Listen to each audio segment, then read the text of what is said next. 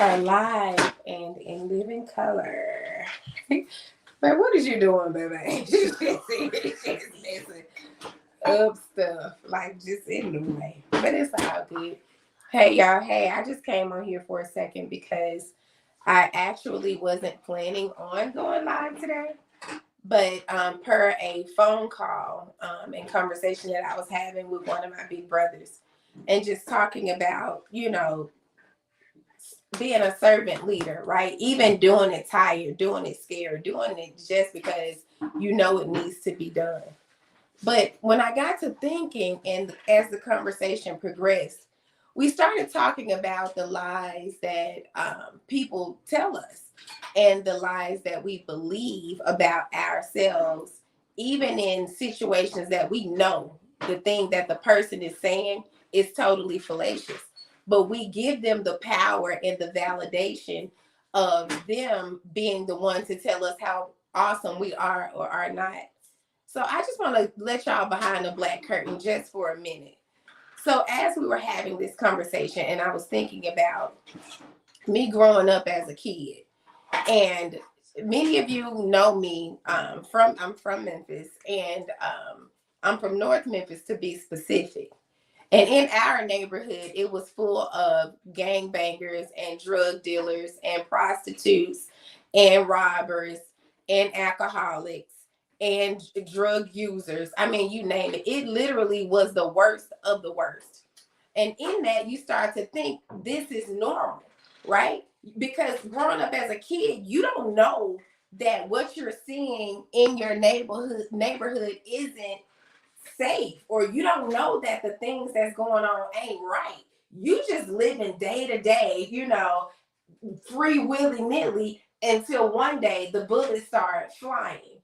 I've literally witnessed 2 deaths in my lifetime, right in front of my mom's yard, bodies just falling to the ground. So then I thought about my mindset as a kid and how I had this vivid imagination, like we all do, in terms of what can be different. What can we accomplish to make us great beings? Or is this the normal thing? Is this the only thing? And so as I started going back down memory lane with my brother on the phone and just talking to him about all of the poverty that we saw and all the things that could have been devastating and hindering to all of our lives, how we overcame that. And I got to thinking, how do you overcome the mindset of gang banging is the way to go? How do you overcome the mindset of, being on Section 8 is the way to go? How do you overcome the mindset of being a high school dropout is okay? Like how did I actually overcome the things that were around me that taught me, and statistics say that we are supposed to be on welfare. They provide Section 8 housing. They give us food stamps. They give us free health care, which make a lot of people lazy in essence. And what ends up happening is they carry it on and on and on, and never, never, never get out of what we call the hood. So Memphis has, and I know most of you are familiar with this, we are the capital of warehouses. They got so many warehouses here and warehouse jobs paying 18, 20, $17 an hour, and that's still poverty. But because so many of us from the hood don't have a real education, we don't have real guidance. The only real guidance and education typically comes from rappers. It typically comes from sports, or you see a teacher, a preacher, or a principal or a counselor. That's typically what we end up seeing growing up. What's interesting is when I think about how did I get out of that mindset, I'm gonna let y'all behind the black curtain a little bit. So number one, we all had a TV growing up. I was glued in front of my TV. I loved Fresh Prince of Bel-Air. I loved A Different World, and I also loved The Cosbys. All three of those shows taught me something different. And when I break it down, A Different World taught me about college. I had no clue what college was. Even though in my school, if you had a 13 on the ACT, you were doing great there. It's ridiculous. And then thinking about the college life and prosperity and to be something different, I didn't have that growing up in front of me. I had to get it from the TV. Then when you think about, the Fresh Prince of Bel-Air, my house was not the best house on the block. As a matter of fact, it might have been one of the worst houses on the block. I can remember at home having no light, gas, and water. I can remember being at home trying to figure out how we were going to eat, having a bag of potato chips, and I kid you not. And today is not about me, rah-rahing and motivating, inspired. I ain't in the mood for that today. I feel like I need to let y'all behind the curtain a little bit, because it's some folks out here that need this. Y'all need to know it is not where you come from, it's where you going. So I can remember splitting a bag of 25-cent potato chips amongst me and my younger siblings because we didn't have food at the house. It's a lot of people don't know nothing about making a sugar sandwich with the butter on it. Making it taste good because that's all you had in the refrigerator. That good government cheese that we was making those cheese sandwiches out of. I mean, y'all don't think y'all understand like the power that we have and the will that we have to make our situations better and different. And right now, it's somebody that needs to know that whatever situation you are in, it's only temporary. It's there just for the moment. Life is full of moments. Life is full of moments. I'm going to say that again. Life is full of moments. It's full of moments of the things that you fill it with. What you fill it with will dictate the next outcome that you have for you. It's too often we find ourselves comparing and competing with things that are totally fallacious, specifically on the internet. We think that we are behind. We think we ain't good enough. We think we ain't where we need to be. We think we need to do more. We are down and questioning the things and the efforts that we put in to make ourselves better during this lifetime, to say, I have a responsibility to align with the things that I need to align with so I can get the things that I want out of life. See, in order for you to get the things that you want out of life, you have to do it tired. I'm tired as hell. But because of that phone call that we had today about being a servant leader and me being true to helping people go to the next level any way that I possibly can, I decided to get my tail up, stop what I was doing before I got myself ready for bed, to just tell somebody right now is your time. To just tell somebody you right where you need to be right now. To just tell somebody stop doubting yourself and start giving your own self the same type of high fives and the woos and the woo woops that you do your friends and your kids and that support. Do that for you. Now is the time for you to do that for you. Somebody say, type in chat, it's time to do it for me. At the end of the day, it's about us. It's not about where you came from, if you were on welfare or food stamps, or maybe you currently on it. Maybe you in medical school. Maybe you somebody that's trying to become a teacher. Maybe you want to get your business to the next level. Maybe you want your relationship to be healthier. Maybe you want to be just better as an individual. You have the responsibility to make that thing happen. Make it happen in such a way people will undeniably not be able to tell you lies about yourself and it's sinking in and you believe it. The problem is the belief. You got to believe something different about yourself in order for you to get something different for yourself. You got to do something different in your proximity in order for you to get something different inside of your proximity. Right now is the time. It's not tomorrow. It's not next week. It's not next quarter. It's not the next New Year's resolution. It's today. Is this moment that you can make a decision, and I'm talking firsthand. You can make a decision to say, you know what, I'm going to do this for me.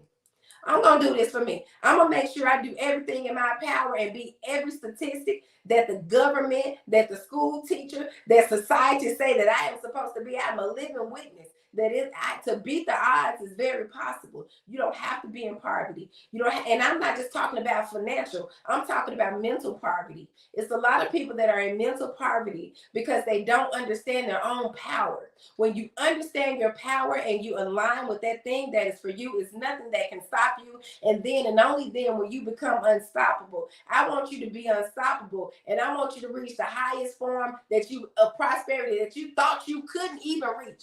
Go beyond that. But in order for you to go beyond that, you got to start doing something different right now. Type right now in the chat. You got to do something right now. The reality of it is, guys, regardless of what somebody else put on us, and this is how it typically works. And I'm have to credit this analogy that I'm about to give to one of my coaches. His name is Luke Benoit. I remember coaching up under him. He's a master coach. He is a part of my growing in my coaching journey. And he talks about something called the Pac-Man theory. All of us know the Pac-Man game, right? So on the Pac-Man game, it has the ghost, and then it has the Pac-Man that's trying to eat the ghost, right? So what ends up happening is when you're trying to run from situations and things, and then people are trying to put things inside of you, such as you ain't good enough, you a faggot, you're gonna be just like your mama who was on drugs, you fat, you ain't worthy. All of those things, we tend to eat those dots. At some point, the Pac-Man keeps eating the dots. The ghosts eventually catch up with it and game over. See, a lot of us have mental game overs right now because we ate the dots of other people that told us we are something different from who we truly are. Because authentically, that's not who we are. But we believe it because we hear it over and over and over again. And say it was your father who abused you. And say you have a miracle to happen. Boom. He gets hit by a bus. Dad gone. He may have abused you sexually, mentally, physically, whatever. Whoever the person it was, dad, uncle, brother, cousin, sister, but don't matter. You think you have had a strike of luck. But guess what? Because you ate the dots, guess who doing it to you now? 24/7 versus those few minutes that you heard it from the person who was abusing you, the person who told you the things that were untrue about you, the person that lied to you about who you really truly are. Think about that. Think about that. So let me give you a strategy. When you learn how to overcome other individuals' opinions, their thoughts, the things that they pack and pack and pack on top of you, and you start saying, I'm not going to let you control my mind, mood, or money. You figure out how you touch yourself to bring you back into the moment, and you start giving yourself affirmations. I am worthy. I am beautiful. Everything the opposite of the person that told you. When you start believing yourself like you believe them, your whole world will change in such a way you again would be unstoppable. How did this happen? Restored. So TikTok said I had I don't know. Anyway, I ain't gonna worry about it. So anyway, when you start realizing that for you, all you have to do is believe in you. You have the power to change the trajectory for you, that you have a responsibility to yourself to hold yourself accountable for not being dependent on individuals who have betrayed you, lied to you, demeaned you, disrespected you, coddled you, knowing dang on well they did not have good intentions. And when you learn how to start removing them dots, guess how much more better your life will be. So I have a challenge before I get off of here. My challenge is for you and me. The next time something, someone, or the thought comes inside of your head that is hindering you from doing the thing that you know you should be doing, or thinking the thought that you know you shouldn't be thinking, I'm going to challenge you to reverse it. So if you're thinking I am not worthy, I want you to get into action and do something to make you feel worthy. If you feel like I'm fat, I want you to get into action so that you can do what you need to do to lose weight. If you feel like my relationship sucks, go on, dump them. No, I'm just playing. Get some help. Get you a coach. Get you a counselor. Get you a therapist. See, in our community, I think what irritates me the most is we feel like coaching and counseling and therapy and psychologists and psychiatrists cannot help us. That is the biggest lie that has been told to us. And when you start realizing that you, when you need the help, that it's available to you and you can go get it, so that you can clear your mind of all the dots you've eaten over the years, even, and that you digested and you have not picked it. You're full of it. You know how they say you full of crap? You full of dots based off of what somebody else told you and you believed it. So I want you to change that belief about you. I want you to change the belief that you ain't worthy. And I want you to start changing that thing around. I want you to start doing things to make you feel good and happy every single day. I want you to learn how to bring yourself right on back into the moment. I'm tired as HE double hockey stick right now, but I'm in the moment. I'm here right with y'all, and I'm talking to myself too. So I'm just letting y'all behind the black curtain before I get out of here, to just let you know you are worthy and you will be successful and you will have that job and you will have that relationship and you will lose that weight and you will get personal development. And it is okay to not be where you want to be right now. It is okay for you to pivot if you have to. It's okay for you not to be where everybody else is. It's okay for you to make your own unique decisions and go out and do something very different from what you've ever seen before. I did it. I did it in many capacities, and I know it can be done for you too. It's a matter of just doing it. It's a matter of just doing it. It's a matter of just doing it. If you are a list maker, make you a list of the top 3 things. I know I got 5 fingers up, but y'all know how y'all like y'all 5s. Top 3 things that you can do to start bettering yourself. And then on the other side of the paper, of the list, I want you to write 3 things that you need to stop doing. And then on the last part of it, and start doing. So it's the stopping and starting gonna be the key to get you to where you need to be. So your goals, that them 3 things you want to accomplish, one area of the paper. In the middle, you got 3 sections. What you need to stop doing and what you need to start doing in order for you to reach your goals. On that note, I'm finna go to bed, child. I'm sorry. Well, I gotta work out first. I'm gonna work out. I'm gonna go to bed. Thank y'all for tuning in. Remember, on this journey, don't let anything control your mind, mood, or money, because you have neurotransmitters inside of your brain. What it does is it makes you feel a certain way once it starts traveling throughout the central nervous system. And then once you start feeling a certain way or thinking a certain way, you start feeling a certain way because of the thought that you had. Guess what? That's going to be your motivation or your demotivation to make your money. So that's the mind, mood, and money theory. Y'all have a good night. Go out there and change the world. Make some money doing it. Tell them Coach Toy sent you. The next life coaching class, of course, is in May of 2023. So on that note, good night. Thank y'all for watching. I'll see y'all Thursday at 7:30.